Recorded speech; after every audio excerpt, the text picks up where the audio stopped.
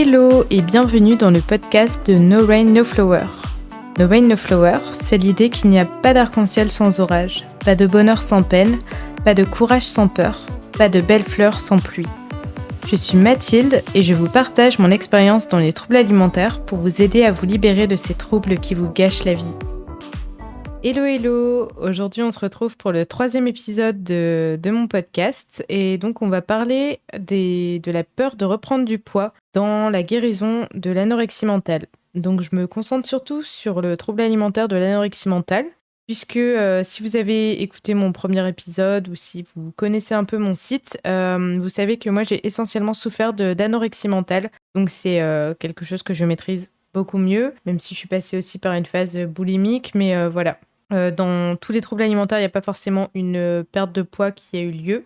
Dans l'anorexie non plus d'ailleurs, mais c'est chez les personnes qui ont connu une perte de poids, la guérison va forcément de pair avec la reprise de poids. On a souvent envie de guérir, enfin en tout cas c'était mon cas, j'avais envie de guérir sans reprendre de poids, mais c'était pas possible. Ce podcast, il va être assez long parce que je vais essayer d'être complète, d'aborder tous les sujets autour de la reprise de poids. Donc, je vais vous expliquer à quoi ça correspond justement le poids que vous reprenez et vous donner quelques conseils. Après, clairement, je sais que c'est bien plus facile à dire qu'à faire puisque, comme je dis, moi, je suis passée par là et je sais que c'est hyper dur, le fait de regagner du poids. C'est peut-être pas le plus dur, mais c'est en tout cas une période très très difficile et j'en pleurais tous les jours. Donc je sais que c'est très difficile, mais dites-vous que si c'est dur, c'est que vous êtes sur le bon chemin parce que ça veut dire que vous êtes en train de déranger la maladie, qu'elle est plus dans sa zone de confort et c'est comme ça que vous allez pouvoir battre le trouble alimentaire en fait. Alors d'abord, pourquoi vous devez reprendre du poids ? Il y a un autre terme que j'utilise à la place, qui est un médecin à l'hôpital qui m'avait donné ce terme-là. Il parlait de démaigrir. J'aime vraiment bien ce terme-là parce qu'en fait, ça fait référence au fait que c'est un poids que l'on n'aurait pas dû perdre initialement. Donc c'est juste démaigrir, reprendre le poids qu'on n'aurait pas dû perdre et que la maladie nous a fait perdre. Pourquoi vous devez reprendre du poids ? Il faut regarder la vérité en face. Vous avez passé énormément de temps à diminuer votre poids. La maladie a essayé de vous faire perdre le maximum de poids en vous faisant croire que au plus votre poids sera bas, au plus vous vous sentirez mieux, au plus vous vous sentirez en sécurité. Sauf que c'est un leurre de la maladie, c'est absolument pas vrai. Et même si vous l'atteignez, ce poids que la maladie vous dit d'atteindre, ça sera encore jamais assez. Et en plus de pas vous rendre heureux, cette perte de poids, elle s'accompagne souvent du fait que vous vous coupez de votre vie sociale, vous vivez isolé, triste, stressé, vous avez perdu votre joie de vie, vous avez tout le temps froid, et enfin bref, vous ne vivez pas, vous survivez. Donc, vous ne devez pas laisser la maladie prendre le dessus et vous voler votre vie, vous devez la combattre parce que la vie, elle vaut le coup d'être vécue et vous avez le droit d'être heureuse. Donc, pourquoi reprendre du poids ? Pour reprendre de la force, pour vivre la vie que vous méritez. Parfois, on a certaines peurs qui fait qu'on n'arrive pas à lâcher prise, entre guillemets, et à se lancer dans la guérison. Moi, par exemple, j'avais peur, et je pense que c'est une peur qui est franchement partagée par de nombreuses personnes qui souffrent de troubles alimentaires, et notamment d'anorexie, c'est la peur que ça ne s'arrête jamais. On a souvent peur de trop prendre, que la prise de poids, elle ne s'arrête jamais, on a peur de perdre le contrôle et de plus savoir s'arrêter de manger, mais sauf qu'en fait, c'est pas possible. C'est vraiment physiologiquement pas possible. Vous avez sûrement déjà entendu parler de cette métaphore de l'éponge, mais si vous ne la connaissez pas, je vous la raconte. Du coup, prenez une éponge que vous avez déjà servie, mais que vous n'avez pas utilisée depuis vraiment longtemps. L'éponge, du coup, elle est toute sec, elle est même recroquevillée, entre guillemets, et elle est plutôt très petite, mince quoi. Enfin, elle est plus petite que sa taille normale. Et si vous la mettez sous un robinet d'eau, petit à petit, elle grossit, elle prend sa forme normale en fait. Mais une fois qu'elle a retrouvé sa taille de base, elle va s'arrêter de grossir. Vous avez beau laisser l'eau couler pendant 15-20 minutes, 1 heure, à part gaspiller plein d'eau, vous n'aurez pas une éponge qui aura explosé ou qui aura pris toute la place de votre évier. Non, parce que l'eau en trop, elle va juste s'écouler dans les tuyaux parce que l'éponge, elle aura eu suffisamment d'eau pour remplir sa fonction d'éponge, entre guillemets. Et c'est exactement la même chose avec votre corps. Il va prendre toute l'énergie dont il a besoin pour reprendre ses fonctions, réparer tous les dommages qui ont été causés par la maladie, et avec le temps, il va se réguler. il va pas, vous n'allez pas grossir indéfiniment, il faut lui faire confiance. Vraiment, c'est physiologiquement impossible. Une autre peur qui est possible d'avoir, moi en tout cas, encore une fois, c'était mon cas, j'avais peur de ce que allaient pouvoir penser les autres. Je me disais, mais si je reprends du poids, les autres vont se dire que du coup, je suis plus malade, alors que en fait, ça, c'est un amalgame qui est souvent fait par les personnes qui n'ont pas de troubles alimentaires.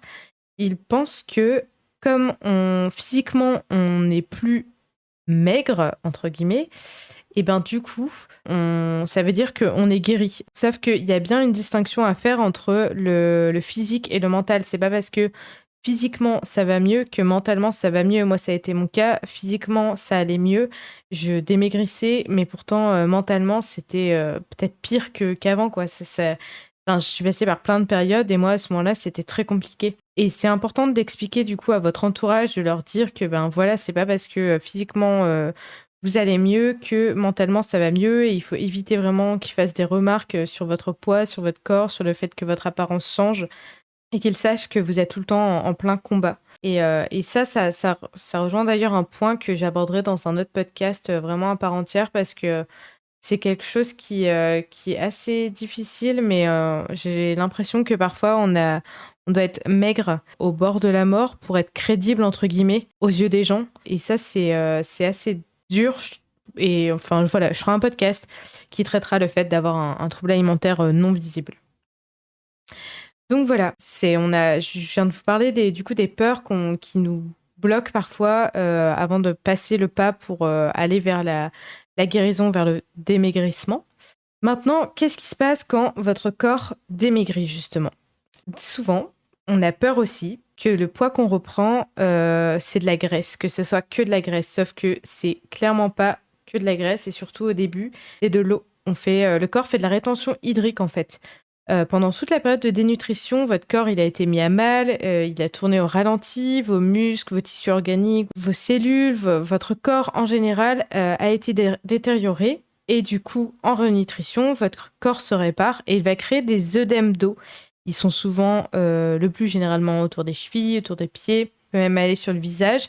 En fait, c'est le corps qui gonfle, mais c'est que de l'eau. Et progressivement, ça va s'estomper. Donc, si vous en avez, déjà, je vous invite vraiment à être accompagné par des médecins parce que ça peut quand même être grave. Mais sinon, si c'est aux jambes, aux pieds, etc., je vous invite à mettre à les surélever en fait.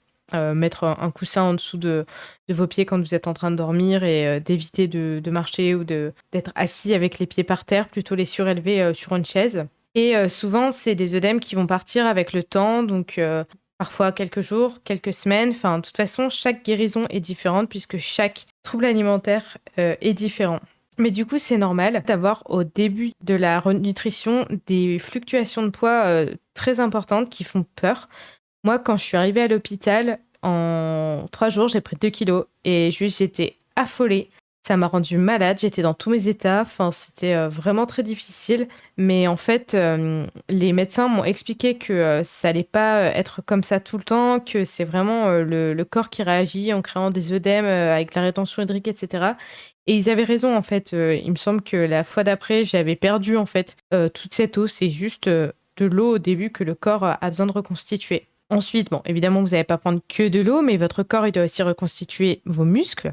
Le muscle, ça pèse clairement lourd. Et ensuite, pendant la période de dénutrition, votre corps, il a rétréci la taille de vos organes. Donc du coup, vos organes doivent reprendre leur taille initiale. Évidemment, ça prend du volume, du poids. Et d'ailleurs, souvent quand vous mangez, vous avez aussi le ventre gonflé. Et ça, pareil, c'est dû au fait que le corps fonctionne au ralenti. Donc du coup, vous avez un affaiblissement de votre digestion. Et donc en fait, quand vous mangez quelque chose, ça va prendre beaucoup plus de temps à digérer qu'une personne qui n'a pas de trouble alimentaire ou quelconque problème de santé, de digestion, tout ça. Donc vous allez ressentir des ballonnements, des crampes d'estomac, des maux d'estomac, etc. Et c'est vraiment pas des sensations agréables, c'est vraiment pas sain parce que déjà on doit manger, mais si en plus on a tous ces désagréments-là, c'est vraiment difficile autant physiquement que psychologiquement. Mais du coup, à cause de tous ces désagréments, on a souvent la sensation d'avoir trop mangé parce qu'on se sent plein. En fait, pas du tout. C'est juste que dès que vous mangez un peu plus, forcément, votre estomac, comme il était de petite taille, il doit réapprendre à reprendre sa taille initiale. Et donc, du coup, ça crée des douleurs, des distorsions, etc. Au niveau de l'estomac. Et c'est ça qui fait ces sensations-là. Mais en fait, c'est surtout le signe que votre corps est encore dénutri. Bon, et évidemment, vous allez prendre de la graisse. Mais la graisse, c'est indispensable. Et en fait, c'est assez dingue. Mais avec la culture du régime dans laquelle on est dans notre société actuelle, limite le mot graisse paraît péjoratif, négatif, il fait peur. On le diabolise tellement que franchement, même le dire, on a l'impression que c'est un mot sale, alors qu'en fait, la graisse, c'est vraiment indispensable au corps. C'est ce qui vous permet de maintenir votre température corporelle. Elle vous approvisionne en vitamines A, D, E, qui vous permettent d'optimiser votre vision, vos cheveux, votre peau. C'est ce qui permet aussi de faire fonctionner votre cerveau. Et d'ailleurs, on le voit parce que quand on est malade, quand on est très dénutri, eh ben, on a tout le temps froid. On a beau mettre plein de couches de vêtements, d'être sous les couettes, de mettre à fond de chauffage. Souvent, on a encore très froid. C'est hyper dur de se réchauffer parce qu'on manque d'énergie, on manque aussi de graisse. On a aussi une perte de cheveux, on a aussi la peau sèche et on déraisonne. Donc voilà, ça montre vraiment que la graisse, elle est indispensable. On en a besoin pour se protéger, pour se tenir chaud, pour nourrir nos cheveux, notre peau, etc. Donc voilà, maintenant vous savez que lorsque vous démaigrissez, ce n'est pas du tout que de la graisse, que c'est vraiment votre corps qui reprend, qui se répare, qui prend, où les organes, les muscles, etc. reprennent leur taille initiale. Je pense que moi ça m'a aidé en tout cas de savoir ça. Et je vais vous donner maintenant quelques conseils pour un démaigrissement moins difficile, même si clairement je sais que ça restera difficile. Il y a des jours où ce sera plus simple, il y a d'autres jours où ce sera très très dur. Mais c'est important du coup de réécouter des choses comme je viens de dire. J'ai fait un article aussi sur mon blog qui peut vous aider aussi à mieux comprendre, à être rassuré avec cette prise de poids qui est naturelle et qui est nécessaire pour votre guérison. Le premier conseil que je donne, c'est évidemment d'être entouré de professionnels qui sont spécialisés dans les troubles alimentaires. Je l'ai déjà dit plusieurs fois, c'est vraiment une maladie mentale les plus compliquée à guérir. Donc c'est vraiment essentiel, important d'être accompagné par des professionnels pour gérer en fait tout ce qui est justement nutrition, reprise de poids, de vérifier que vos constantes sont bonnes et pour éviter les syndromes de réalimentation, mais aussi psychologiquement pour vous aider et pour comprendre les causes de la maladie, puisque comme je dis toujours, dans les troubles alimentaires, même si ça paraît assez dingue, c'est pas l'alimentation ni le corps le problème, c'est la conséquence. Les causes sont souvent dues à des blessures bien plus profondes et c'est vraiment important d'avoir un suivi thérapeutique psychologique sur tout ça. Dans les premiers conseils aussi que je pourrais vous donner, c'est de vous détacher de votre poids, de ne pas voir votre corps comme un poids, mais plutôt de voir votre corps comme ce qui vous permet de faire en fait, ce que vous aimez faire. Par exemple, moi, mon corps me permet d'aller me balader dehors. J'adore me balader dehors en écoutant de la musique. Il me permet aussi de faire des activités avec les personnes que j'aime. Il me permet aussi d'aller faire du shopping. Il me permet aussi d'aller travailler. Essayez de voir votre corps, de faire une liste de tout ce que votre corps vous permet de faire. Et essayez de relire, pas voir votre corps comme un poids et comme un chiffre. Parce que le poids, justement, c'est qu'un chiffre. C'est pas ce qui va vous rendre heureux. Même quand vous étiez au plus bas ou quand vous êtes au plus bas, même si vous êtes au plus bas, et vous voyez bien que vous n'êtes pas heureux parce que c'est justement pas le poids qui définit le bonheur. La vie, c'est pas d'arriver à faire X kilos. C'est parce que vous souhaitez qu'on se souvienne de vous à la fin de votre vie. Donc, essayez de mettre un gros coup de poing dans la tête de la maladie et de lui faire comprendre que c'est pas votre but ultime de vous baser sur votre physique et que vous avez envie de réaliser des rêves, des projets et que c'est ça qui est important pour vous. Et ensuite, essayez d'apprécier votre corps comme il est. Aucun corps ne se ressemble, on est tous différents et c'est ça qui fait la beauté de chacun. N'idéalisez pas un corps en particulier parce que vous l'aurez pas, c'est certain, c'est irréel. On est tous différents et c'est ça en fait qui est beau. Essayez d'apprécier la singularité de votre corps parce qu'il est beau tel qu'il est, tel qu'il sera et faites-lui confiance. S'il est comme il est, c'est qu'il doit être comme il est. C'est vous. Ensuite, un autre conseil que je peux vous donner, c'est le fait de ne pas se fixer un IMC parce qu'un IMC, c'est juste un indice, une moyenne. C'est quelque chose que que votre médecin, lui, va utiliser parce qu'il a besoin d'avoir justement une moyenne pour se repérer, pour voir où vous en êtes dans l'évolution de votre courbe de poids, etc. Mais ça prend pas en compte la composition corporelle, l'âge, la génétique, etc. Le but, c'est pas d'atteindre un IMC. Je sais que c'est assez difficile parce que, alors moi, ça fait quand même longtemps maintenant que je suis sortie d'hôpital. Ma dernière hospitalisation, c'était en 2018. Mais je sais qu'à ce moment-là, on voyait encore les choses comme un IMC. Enfin, moi, j'avais des permissions de sortie, j'avais des choses qui étaient accordées en fonction de l'IMC que je faisais. Mais en fait, il faut vraiment pas se baser sur votre IMC et plutôt se baser sur le poids que votre corps a besoin pour être en bonne santé. Et ça, vous pouvez pas le savoir en avance. Il faut juste faire confiance. C'est hyper dur, c'est le lâcher prise. Et c'est quelque chose de super dur parce que dans l'anorexie, justement, on est dans le contrôle à max. Mais voilà, il faut pas se baser sur un IMC parce que vous aurez même pas le même que votre ami qui mesure la même taille que vous et qui a le même âge que vous. Puisque chacun est différent, comme je vous l'ai dit juste avant. Donc voilà, ne vous fixez pas un IMC, ne vous fixez pas de poids, mais ne vous fixez pas non plus le poids que vous faisiez juste avant de tomber malade, parce que tout simplement, vous n'êtes pas une planche de bois. Enfin, c'est une expression que ma mère utilisait quand j'étais petite, parce que je voulais que mon lit soit hyper au carré. Et ma mère me disait tout le temps que mon lit n'était pas une planche de bois. Donc en fait, enfin, ça fait référence au fait que les choses fluctuent et nous, les êtres humains, on fluctue, on grandit, on évolue. Les années passent et certainement que depuis que le moment où vous êtes tombé malade, il y a eu des semaines, des mois, voire des années qui se sont écoulées. Donc évidemment que vous n'allez pas refaire le poids ni la même corpulence, enfin, vous n'allez pas ressembler à la personne que vous étiez juste avant de tomber malade. Et c'est normal. Et on est sur le podcast de No Rain, No Flower, donc on va prendre l'exemple d'une fleur. Une fleur, tout au long de sa vie, elle évolue, elle grandit en termes de taille, sa couleur, elle change, son épaisseur aussi. C'est le cycle de la vie, tout simplement, de la nature, et l'humain, il fait partie de ce cycle. Ensuite, un autre conseil que je vous donne et qui je trouvais hyper important, c'est le fait de travailler son mindset, donc son état d'esprit, l'optimisme, la motivation, la force de travail, tout ça, ça se travaille. Alors attention, je dis pas que la guérison de l'anorexie, ça repose sur la motivation, sur la volonté, la force mentale. Non, pas du tout.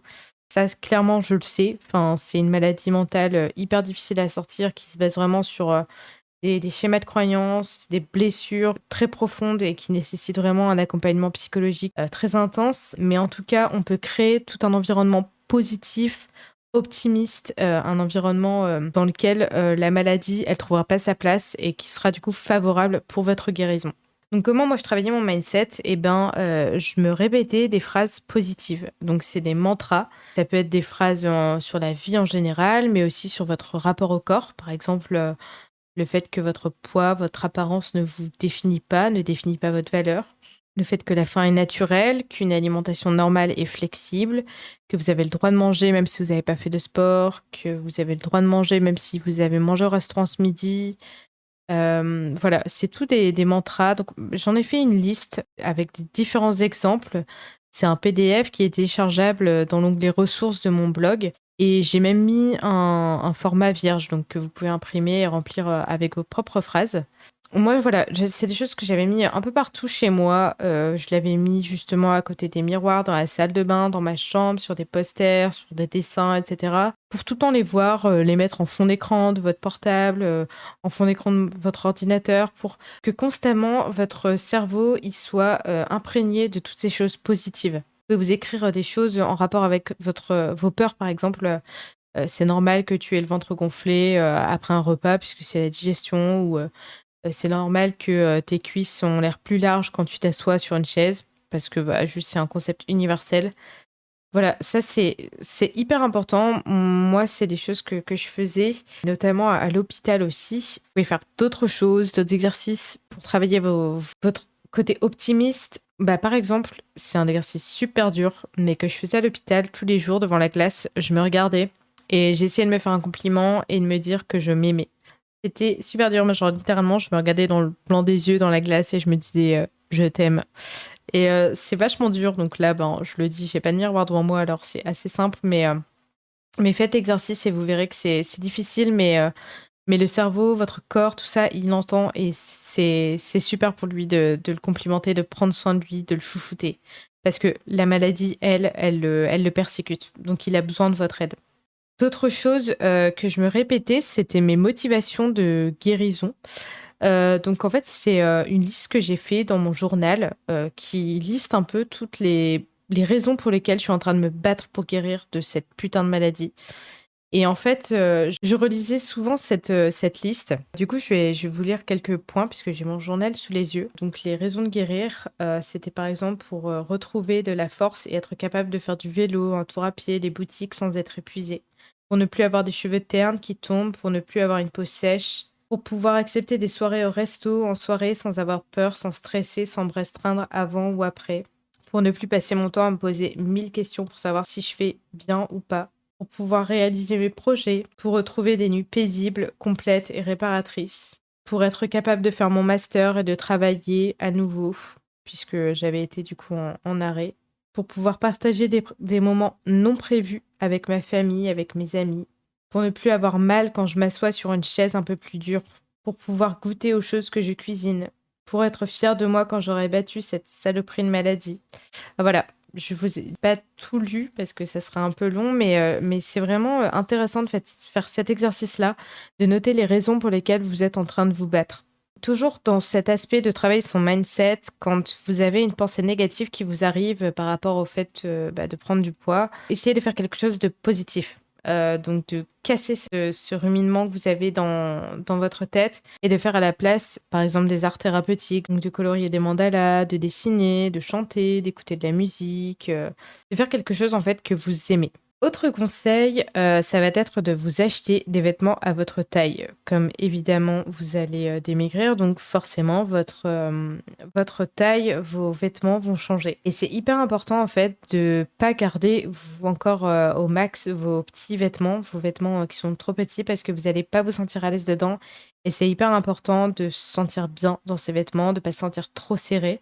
Parce qu'en plus de ça, ça peut être un déclencheur. Et justement, c'est mon prochain conseil, c'est d'éviter les déclencheurs en fait. Donc les déclencheurs, c'est par exemple les vieilles photos où vous aviez un poids inférieur à celui que vous avez actuellement. C'est le fait d'éviter les miroirs parce que généralement quand on souffre de troubles alimentaires, on souffre de dysmorphophobie. Donc c'est le fait de se voir plus gros que ce que l'on est réellement. Donc on se voit pas comme les autres nous voient en fait. Et ça, c'est vraiment prouvé. J'en ai fait l'expérience puisque en fait, quand j'étais à l'hôpital, mon interne avait fait avec moi un exercice qui s'appelait l'exercice de la cordelette. En fait, il me donnait une petite corde et il me disait, montre-moi comment tu penses que ta cuisse ou ton ventre, en fait, ça dépend vraiment de la partie avec laquelle tu as du mal, mais comment ta cuisse, par exemple, elle est. Donc du coup, je faisais un rond avec la corde et en fonction de là où est-ce que j'avais mis, en fonction du cercle que j'avais fait, il prenait la mesure, le nombre de centimètres. Et ensuite, il prenait vraiment mon tour de cuisse en centimètres et on voyait souvent que ce que moi j'avais dit, c'était bien plus grand que ce que j'avais réellement, quoi. Donc on a plus une bonne vision, on perçoit plus bien les choses, quoi. Donc évitez les miroirs, évitez aussi les corps des mannequins dans les magazines, mais aussi les corps des influenceuses sur les réseaux sociaux comme surtout Instagram. Instagram, ça peut être source de plein de choses positives, parce que maintenant on voit de plus en plus de comptes qui sont là pour aider psychologiquement les gens sur diverses problématiques de leur vie, mais ça a aussi un côté très néfaste. Voilà, je pense que j'en ferai potentiellement un podcast, un épisode de mon podcast un jour, parce que il y a beaucoup de choses à dire sur Instagram et la guérison des troubles alimentaires et les troubles alimentaires en général. Évitez aussi les vérifications du corps, comme faire le tour de votre poignet avec vos mains, etc. Je sais que c'est pas simple, parfois on se rend même pas compte qu'on est en train de le faire, mais dès que vous vous en rendez compte, essayez de l'arrêter. Parce qu'en fait, c'est des choses qui vont venir nourrir votre maladie. Évitez aussi les discussions avec les personnes qui pensent qu'à la nourriture, en fait. Les personnes qui font des commentaires sur le poids, la nourriture, qui sont en train de faire un régime, etc. C'est pas simple, hein, vraiment, c'est pas simple, parce qu'avec notre société actuelle, on voit que ça partout. À la télé, à la radio, et c'est assez difficile, parce que c'est des arguments marketing maintenant, donc c'est très difficile, mais il faut essayer de se mettre des œillères et de se dire bullshit, d'essayer de vraiment pas écouter ces commentaires-là. N'hésitez pas d'ailleurs en fait à le dire aux gens. Enfin moi, encore aujourd'hui, j'ai des gens qui font des remarques sur la nourriture et il y a des fois c'est trop pour moi. Enfin j'ai juste pas envie qu'on me parle de ça, ça m'énerve Et donc du coup, je le dis en fait, je dis par contre là, je n'ai pas envie qu'on parle de ça, j'ai pas envie qu'on parle d'alimentation. Par exemple, là, il y a pas longtemps, on a eu les repas de Noël. Et en fait, partout autour de moi, j'entends ah là là, mais les repas de Noël, qu'est-ce qu'on va grossir, ceci, cela. Et en fait, moi, j'ai dit, mais les repas de Noël, c'est pas que manger, c'est aussi retrouver sa famille, voir ses amis, profiter d'un moment agréable autour d'une table. Enfin, c'est pas que manger, quoi. Et c'est important, en fait, de dire ça, comme ça, les gens, ils se stoppent et ils vous polluent pas avec ces idées-là. Donc du coup, voilà, évitez les personnes négatives, évitez, vraiment ça c'est mon conseil, de parler avec les personnes qui ont des troubles alimentaires. Donc je sais que parfois on sympathise à l'hôpital ou en groupe thérapeutique avec d'autres patients qui ont eux-mêmes des troubles alimentaires. Je le déconseille. Je sais que c'est pas simple, mais souvent, surtout quand on est dans un stade de guérison, on va avoir tendance à se comparer, etc. Et ça va être très compliqué de faire abstraction des tocs de l'autre personne. Et c'est mieux d'éviter d'avoir au moins le temps de votre guérison, d'être en contact avec des personnes qui ont des troubles alimentaires. Essayez de vous entourer au maximum des gens qui sont positifs pour vous, qui sont bienveillants, qui vous comprennent, qui vous aident à combattre la maladie. Entourez-vous de professionnels. Essayez voilà, c'est comme l'idée d'avoir son esprit positif. Essayez de créer un environnement positif pour la guérison. Et évitez voilà, d'avoir des personnes nocives autour de vous. Ça me fait penser au fait, à la métaphore, mais qui est même pas une métaphore en fait, qui est vraiment quelque chose de réel. C'est, vous voyez dans un panier de fruits, s'il y a un fruit pourri, les fruits qui le touchent, ils pourrissent très vite. Et c'est exactement la même chose en fait. Les personnes qui vont être négatives, elles vont venir vous polluer et ça va grignoter sur votre énergie et vous avez besoin de garder cette énergie pour lutter contre votre trouble alimentaire. Un autre conseil qui reste dans les déclencheurs d'ailleurs, c'est la balance. Évitez la balance, évitez de vous peser. Moi, personnellement, j'avais plus du tout de balance. Et en fait, je gardais la pesée avec les professionnels. C'est-à-dire que je me pesais, eux, ils voyaient le poids, moi, je voyais pas. Je préférais vraiment pas avoir mon poids parce que ça avait le don de me gâcher ma journée, voire ma semaine. Donc, surtout que en fait, quand on a des troubles alimentaires, on a tendance à se peser tous les jours, voire plusieurs fois par jour. Et il y a des fluctuations dans la journée qui sont normales, avec l'eau, etc., comme je l'ai dit tout à l'heure. Enfin, la moyenne, elle doit se faire sur la semaine, parce qu'il y a même des fluctuations d'une journée à une autre. La moyenne de se faire sur la semaine, voire même le mois. Donc ça, c'est vraiment aux professionnels. Moi, je le garde aux professionnels et évitez de vous peser parce que ça peut vous bloquer en fait. Et un dernier conseil, c'est le fait d'être patient. L'acceptation de soi, ça prend vraiment du temps, ça se fera pas du jour au lendemain. Il y a des jours où ça ira, d'autres jours où ce sera beaucoup plus compliqué. Mais voilà, ça se travaille avec les affirmations positives, en regardant la liste de ce que votre corps vous permet de faire aujourd'hui, ce pourquoi vous en êtes reconnaissant, la liste des raisons pour lesquelles vous êtes en train de vous battre, la liste du pourquoi vous voulez guérir. Ça va être difficile, parfois vous allez tomber, mais c'est pour mieux vous relever. Et vous savez que vous avez toutes les ressources en vous pour y arriver. Pour être honnête, je suis pas encore arrivée à l'étape où je m'accepte à 200%. Mais je sais que chaque jour ça avance et je m'accepte 1000 fois plus qu'il y a un an, qu'il y a encore plus 2 ans. Le truc c'est qu'aujourd'hui je respecte mon corps, je suis reconnaissante pour tout ce qu'il me permet de faire. J'aime ma façon de m'habiller, j'aime certaines parties de mon corps. Donc voilà, je sais que ça avance et c'est ça qui est important. Je vais citer une citation, alors je ne sais pas si je le dis bien, de Ralph Waldo Emerson. Et j'aime beaucoup cette citation qui dit que le but de la vie, ce n'est pas l'espoir de devenir parfait, c'est la volonté d'être toujours meilleur.